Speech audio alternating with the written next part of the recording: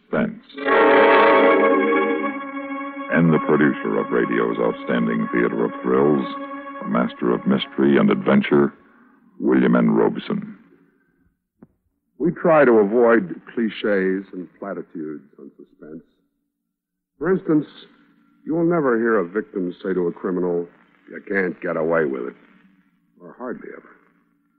Yet the bad guys hardly ever do get away with it, even when they plan their crimes brilliantly and set their getaways with the most meticulous detail. If the law doesn't catch up to them, more often than not, they catch up with themselves. As Joseph Dunlop, alias Andrew Burt, does in A Good Neighbor, a strange story of retribution starring Mr. Jeff Chandler. And now,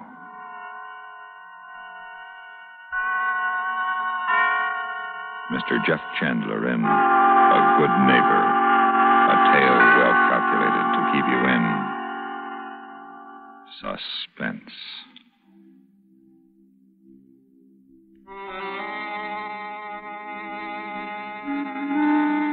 I am a thief. I have stolen $150,000 in diamonds from my employer's firm. Last night, I left New York in a second-hand car, the jewelry in a steel box locked in the trunk. The theft will be discovered this morning. In a few minutes, I'll reach the place where I'll hide on this deserted Maine coast. Then I will take the cut stones out of the settings and put them with the other unmounted stones, and in a few days, I'll leave for Mexico. There, I will sell the stones to an agent I have contacted, and then I will go on to South America. My name now is Andrew Burt. I have identification cards and a passport to prove it. They were very expensive, but I will be very rich, and the police will be looking for a man named Joseph Dunlop who has vanished from New York.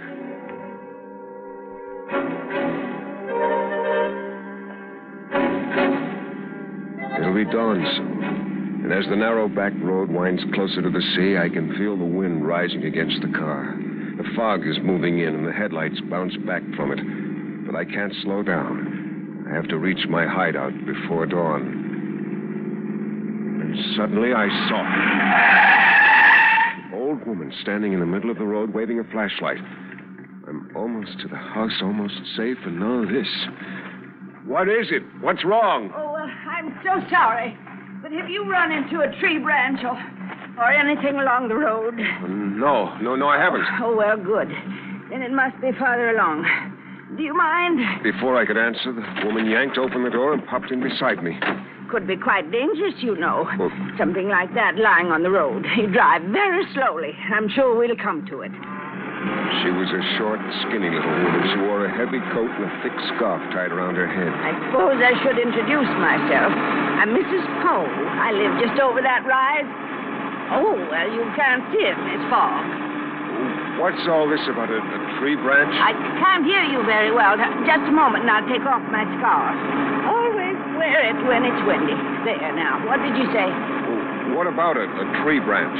I'm not so sure it is a tree branch. It's just something large and solid. If a car ran into it, there could be an accident. You drive slowly now. We'll find it. Well, how do you know it's there if you don't know where it is? I don't think I must explain.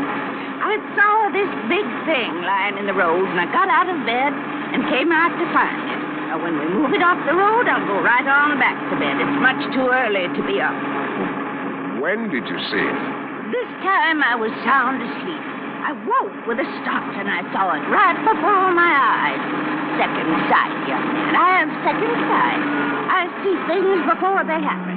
Look! I could see it through the fog. A large, gnarled tree branch lying across the road. Second sight. I didn't believe her, and yet there it was. Oh, I am right. I am. Oh, that's very gratifying. Can you manage it? Drag it off to the ditch. Will my light help? She turned on a big square flashlight and aimed it at the trees along the road. See up there? A fresh break on that big elm. Oh, how exciting. Looking at this strange little woman, I wanted to get back in the car and get away from her and from the wind and fog, but I couldn't. The tree branch was blocking the road. How did she know about it? She could be a local character making a fool out of me, but why on this back road before dawn? I got hold of one end of the limb and dragged it into the ditch. Now, couldn't a thing like that wreck a car? Oh, yes, it could. I'm so glad you came along. I couldn't have managed it alone. No, I don't suppose you could. Odd that you should come along. I wondered who it would be. Everything's planned for us, you know. There's no coincidence. Are you driving far? I noticed all those groceries in the back seat of your car. I could tell her I was going north, but my house was too near, and she was old. She couldn't have walked far. She must live near my house. I had to tell her the truth. I'm just driving on to my house. It's near here. Where? Well, I've got a map in the glove compartment. I'm not sure just where. It's your house, and you don't know where it is. It was left to me 2 years ago. It's been rented until recently. On this side of the village, there are only 2 houses. Mine and that old place on the cliff.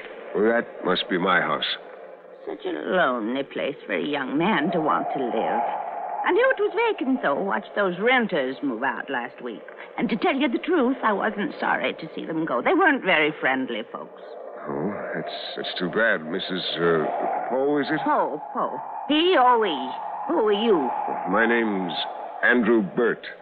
Oh. But was anything wrong, Mrs. Poe? Oh, no. Just that I have feelings about people, Mr. Burt. And you...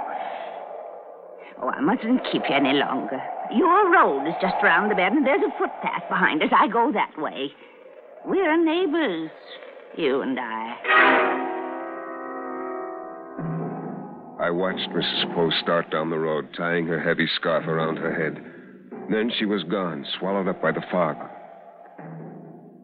Around the next bend, I saw the turnoff to my house. My driveway was a narrow, rutted road that wound up a sharp grade to a bluff above. As I drove over the top of the hill, I felt the cold wind from the sea rush against the car. It almost seemed to be pushing, trying to hold me back. The fog was thicker here, and I couldn't see the house. My house. I had visited my great-uncle here once, many years ago, but no one knew about it now. No one except the lawyer in Boston who had traced me, and he had died a year ago. Suddenly, the fog thinned, and I saw my house. It stood square and bleak on the rocky land, 100 yards ahead. A gray, lonely house, weather-beaten and neglected. There were no trees, nothing to break the emptiness of the land. I put my car in the garage and went into the house.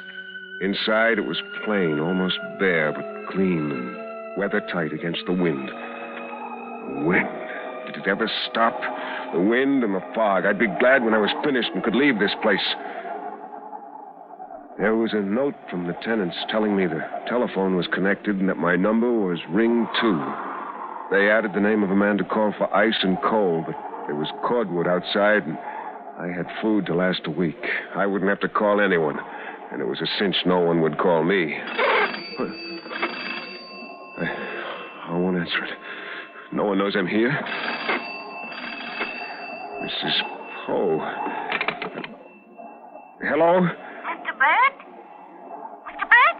Yes. Oh, well, I'm home, and so are you. That's nice. Are you comfortable? Very, thank you. Well, if you're sure. Now, if anything goes wrong, if you need anyone, you just call me. I won't need anything, Mrs. Poe. I hope so, Mr. Burt. But I have a feeling about that house. Well, you're not alone, Mr. Burt. You have a neighbor. A neighbor. A meddling, eccentric old woman. I had to be careful, not give her anything to gossip about in the village. Mrs. Poe could be a very dangerous nuisance. Well, I won't let her be. I'm a thief, but if necessary, I'm capable of murder. I'm not going to let anyone stop me now. This project's been too successful to be loused up by an old biddy with second sight. I went back to the car and carried the cartons of food into the house. Then I opened the trunk and took out the box. It was quite ordinary looking, the kind of steel box you buy for storing important papers. I locked the garage doors and went into the house, put the box on the kitchen table, and opened it. The diamonds. They caught the light and reflected it 100 times, shining and glinting in that cold, empty room. After 2 years of waiting and planning, I had them. I was rich and free. Free of my dull, respectable job and my dull, respectable employer. Quiet, cautious Mr. Radcliffe. What would he do without me? What would he do without his diamonds? All he could do was tell the police and insurance people about Joseph Dunlop, a man they would never find. I even felt a little sorry for Mr. Radcliffe. He had trusted me so much. And now, well, he had his insurance. He could buy more diamonds. I spent some time getting the place settled. In case anyone should come to the house, it would look like I was planning to stay. Once I went outside to look over my property. The wind was getting stronger, blowing the fog into the dawn, and the smell of the ocean was clean and fresh. I could see Mrs. Poe's house a few hundred yards away on lower ground. She was standing on the porch of her house, and she waved to me. I didn't wave back.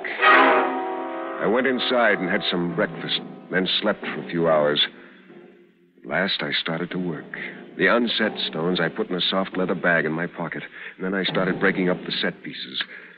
I cut the links off the jewelry and gently pried the stones from their settings.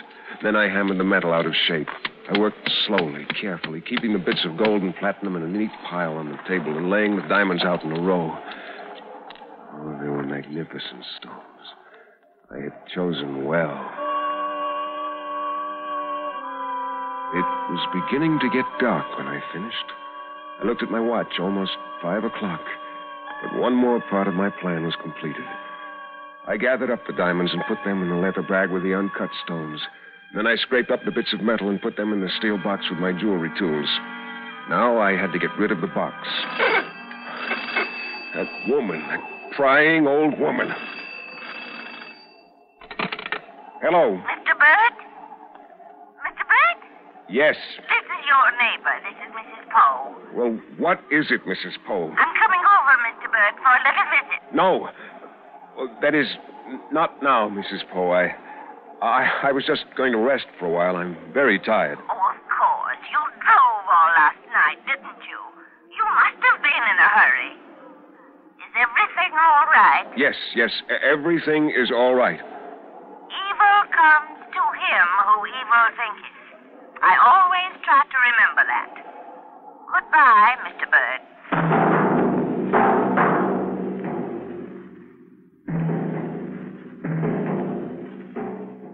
In a moment, we continue with Suspense. And now, we continue with A Good Neighbor, starring Mr. Jeff Chandler. A tale well calculated to keep you in suspense. That hateful, meddling Mrs. Poe. No, I can't let her upset me. She doesn't know anything. She's harmless. I must go on with my plan. I had to hide the steel box where it would never be found. Someplace. The sea. I'll throw it into the sea. I put on my coat, picked up the box, and went outside. I looked over toward Mrs. Poe's house. Was she watching me, staring out from the darkened windows? If she wants to know, I'll tell her. I'll tell her I decided to go for a walk to make me sleepier. I started across the barren, rutted yard. Then I turned off toward the protection of a shallow draw on the far side of the house. I could follow the draw to the cliff hidden from Miss Poe. It was hard walking across the fields. The wild grass whipped against my legs and tangled my feet. The cold wind rushed against me, making every step more and more difficult, until at last I reached the edge of the cliff and looked down at the sea more than 100 feet below. No, it wouldn't work. Below me were huge rocks, boulders piled high against the foot of the cliff and stretching out to sea. I couldn't drop the box here. It would land on the rocks to be found and reported. I had to hide it somewhere else. But where? I had no tools to bury it. It wouldn't burn. If I hid it in the house, Mrs. Poe or some other busybody might find it after I'd gone. I turned and looked behind me. I could see the top of my house in the distance and the smoke from Mrs. Poe's chimney. Again, I looked down at the rocks below me, and then the earth under my foot gave way. I slipped forward, struggling to throw myself back. I fell, sliding toward the edge. I clutched, tore at the grass. I grabbed a rock half buried in the ground and just hung there. I was half over the edge of the cliff, lying on my face, clinging desperately to the rock. Then I inched my way forward, away from the edge, crawling carefully forward until I was back on firm ground. I lay there shaking, my face buried in the grass. And slowly I got to my feet. The box. I dropped it. I got down on my hands and knees and crawled toward the edge again. And I saw the box. It was lying in the grass close to where I'd fallen. I reached out and grabbed it, dragged it back to me. I got to my feet and stumbled away toward my house. As I made my way back along the draw, I tried desperately to think of a place to hide the box, hide it where it could never be found. I wanted nothing to connect this house with the man I had been in New York. Then I saw the well. It was off beyond the draw. I pushed through the grass that was almost waist high, laid aside the steel box, and dropped to my knees beside the well. The top of it was almost even with the ground and covered with wide wooden boards. The few stones that had once been around the top had fallen away. I lifted one of the boards from the top and threw it aside. Then another, and another, and finally the last flat, heavy board was off. The well was about 5 feet across the top, lined with damp, slippery stones. I picked up a rock and held it over the top of the well and dropped it.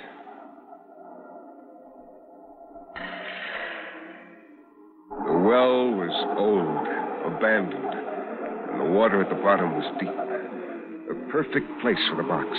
For a moment, I knelt there staring at the damp rocks, wondering who had put them there, how long ago. What had Mrs. Poe said? Everything has been planned for us, and the well was here for me to find.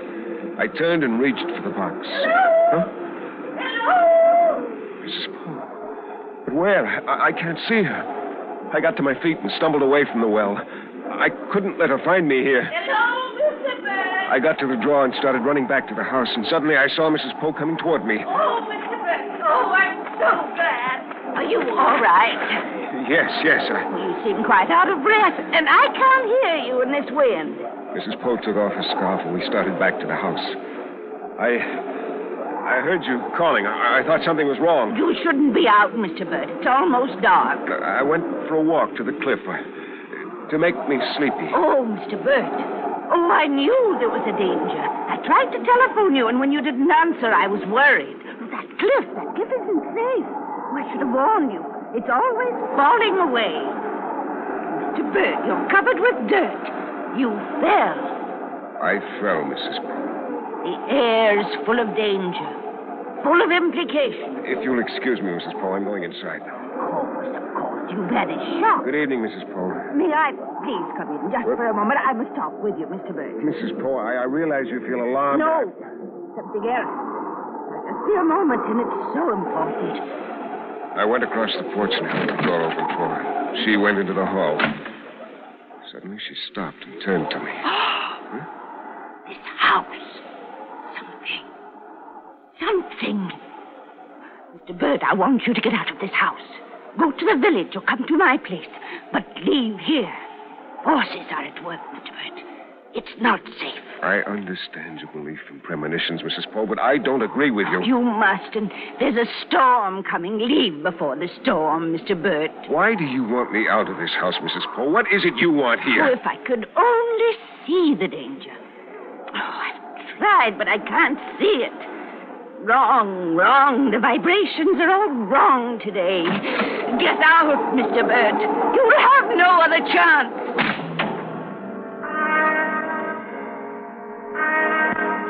I watched her from the window as she started towards her house, leaning against the wind, tying that heavy woolen scarf tight under her chin.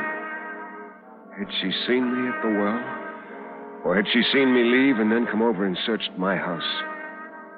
Mrs. Poe was interfering with my plans. Why? She couldn't know about the jewelry. She knew about the trailing and the road. What was she after, hounding me, watching every move I made? Whatever her game is, she won't interfere with my plans. I can put a stop to Mrs. Poe as soon as I've gone back to the well and disposed of the box. I'd left it behind at the well. What if she finds it? No, not on a night like this. Her rude home is nowhere near the well, and with a storm coming, she won't be out again in this weather. But I should go back now. Wind, it never stops, and it's pitch dark outside. I can wait until morning. I fixed some dinner and ate quickly. After dinner, I lighted the living room fire and sat listening to the storm outside. I touched the pocket of my jacket, felt the leather bag full of the diamonds I'd stolen. I was warm and safe in my house.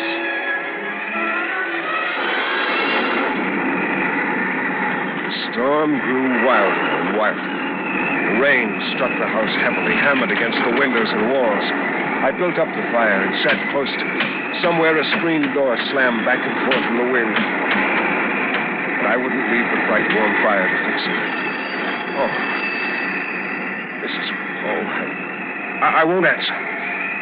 Let her think the lines are down. No, she'd ask the operator, and the operator would know the lines are working.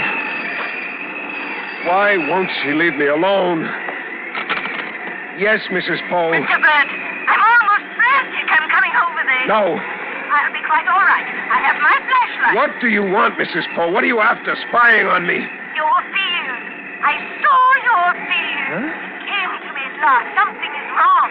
Someone is lost in the sea. Stay away from here. Do you hear me? I'm leaving at once. Don't worry. I have my flashlight. Someone needs my help. I'll stop her. She won't go into the field. The box is there, and I can't let her find it. She must know. She must realize it's there. She watched me this afternoon, and this is her ghastly way of telling me she knows. I'll stop her. That heavy scarf she always wears, always knotted tightly under her chin. They'll think when they find her that poor old Mrs. Poe had fallen in the dark and her own scarf choked her to death. Oh, no, Mrs. Poe, you won't spoil my plans. I went outside and started across the yard. In the distance, I could see the beam of Mrs. Poe's flashlight. She must be running. Along a path I hadn't seen, a path that cut me off from the place where I'd left the box. I ran, too. Stumbling and sliding, I ran to the drawer and started along it toward the box. The rain and wind were driving into my face, almost blinding me. I had to find the box. I had to. I didn't want to kill Mrs. Poe. If I could get there before she did. I was almost there. I could see the beam of Mrs. Poe's flashlight growing larger, coming at me. I turned away from the light, dashed forward into the tall wild grass. I remembered just where the box was hidden, off to the left of the boards I had lifted off the well! I tripped, I fell! I'm falling into the well! I clutched at the wet stones. At last, I broke my fall. I dared not move. My fingers held desperately to the wet, slippery stones. My legs were doubled behind me, pressed against the far side of the well as though I were kneeling in midair. Then I heard a splash. I knew it was the bag of diamonds that had dropped from my jacket pocket. It didn't matter now. All that mattered now was getting out of the well. Surely Mrs. Poe would find me soon. Soon, before my fingers lost their grip. Where was she? I moved my head carefully, slowly, looked over my shoulder at the top of the well. It was about 5 feet above me. Mrs. Poe will see me. She'll hear me if I yell. Wait until her flashlight shines up there, until she's close enough to hear. There it is. I see her light. She's coming toward the well. The light's going brighter. A few more feet. Stopping. What is she waiting for? Hurry, I'm slipping. The light's moving away. I know. She set the flashlight on the ground. Yes, I see her shadow across the beam. She's coming toward the edge now. Mrs. Poe! Mrs. Poe! My hands are slipping. I can't hold on to the rocks. Mrs. Poe! Why doesn't she hear? What? The light. There's something moving across the light. There's something at the edge of the well. A board. She's found the boards. She's covering the well. No! Mrs. Poe! Oh, why can't she hear me? Scarf. That scarf around her head, around her ears, shutting out the wind. She can't hear. She'll never hear me. And my hands are slipping. Please hear me. Mrs. Poe! Mrs. Poe!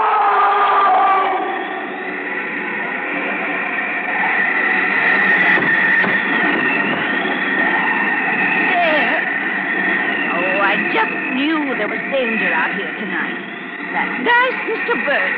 Why, he might have tripped over those boards and had a nasty fall.